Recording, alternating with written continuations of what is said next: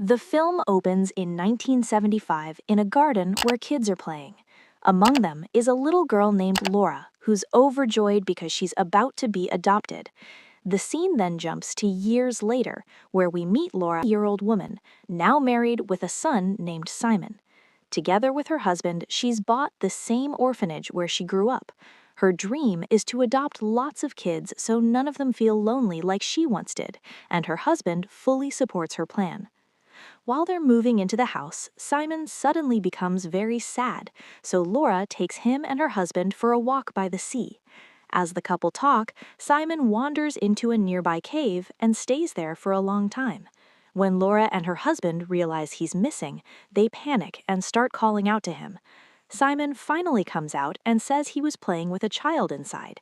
He happily announces he's made a new friend named Tomas. Laura brushes this off and takes him home, but Simon secretly leaves a trail of seashells along the path so Tomas can follow them back to the house. Days pass and Simon's behavior grows stranger. He starts talking to things no one else can see. Laura and her husband notice but assume he just has imaginary friends and is making people up in his head. One day, Simon shows Laura a drawing of 6 children, one of them wearing a mask. He says the masked boy is Tomas, his first friend, and that all of them are his friends who live in the house with them. Laura still dismisses his words. More days go by, and on a stormy night, a woman named Benigna shows up at the door claiming to be a social worker asking about Simon.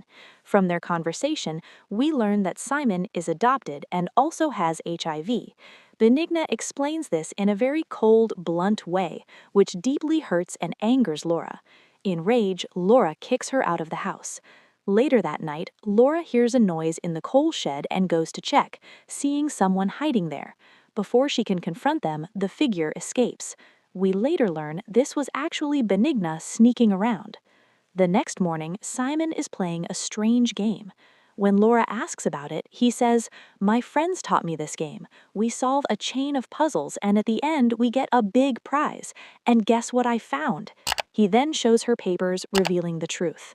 "I am not your real son. You adopted me and I have HIV. I'm going to die soon." Laura is devastated. She and her husband have been spending almost all their money on his treatment and trying everything to help him, but today she's too shocked to say anything. A few days later, they host a party at the orphanage.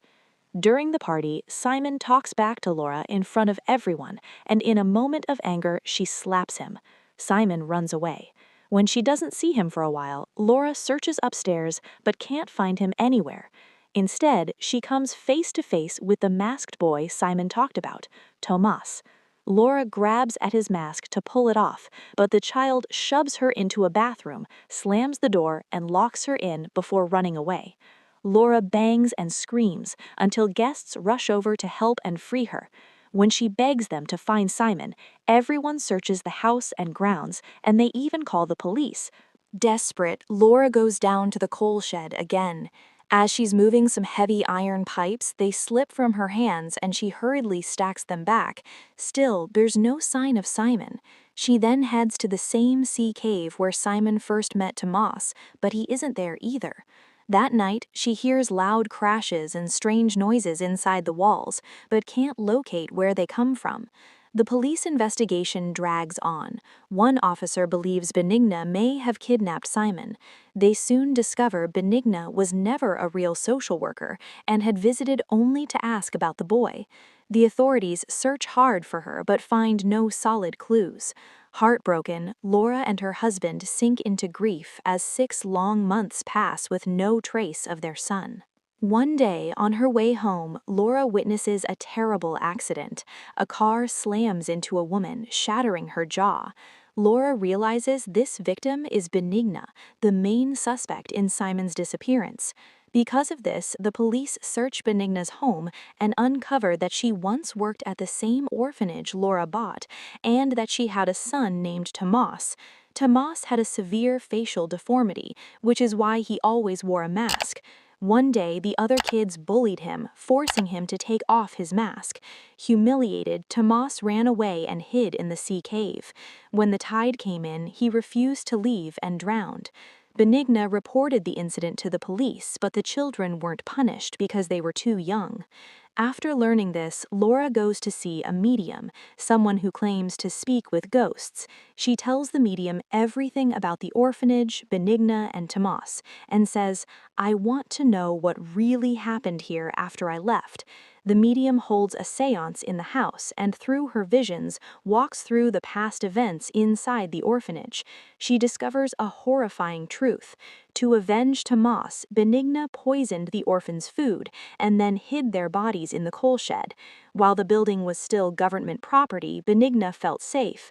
But once Laura bought it, Benigna panicked and broke into the shed that stormy night to move or hide the evidence.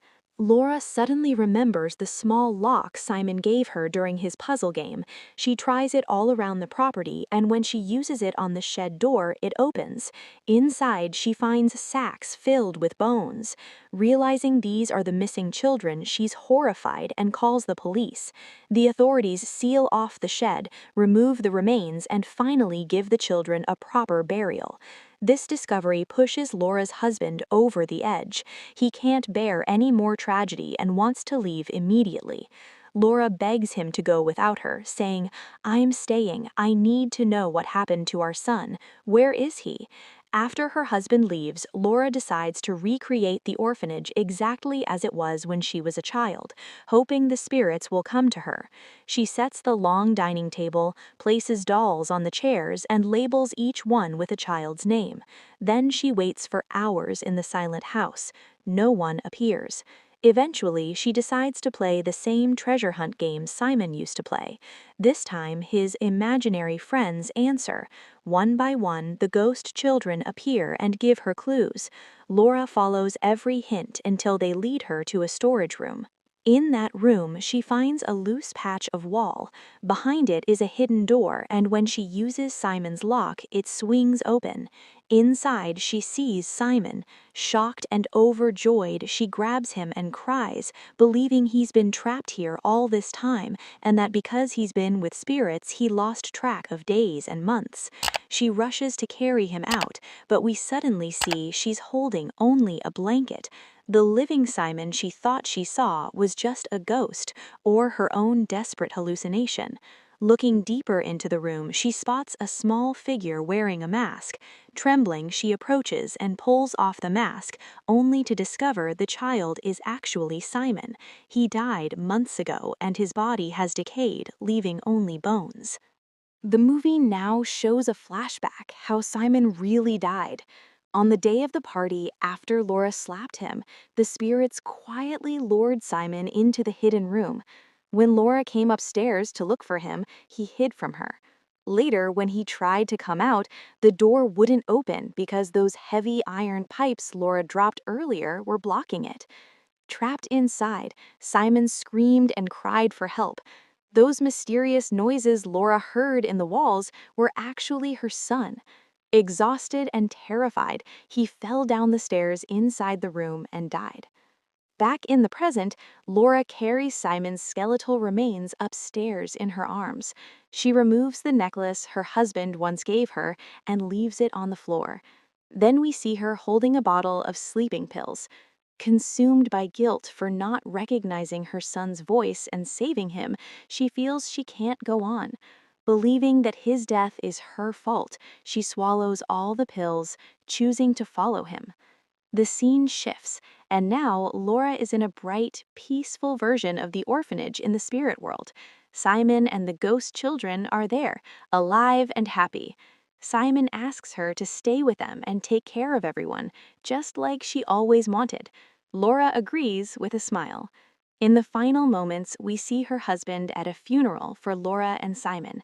Afterward, he returns to the empty house one last time and finds the necklace on the floor. Suddenly, a door opens by itself. He pauses, then smiles, sensing that Laura's spirit is still there, opening the door for him. The movie ends on that bittersweet, supernatural note.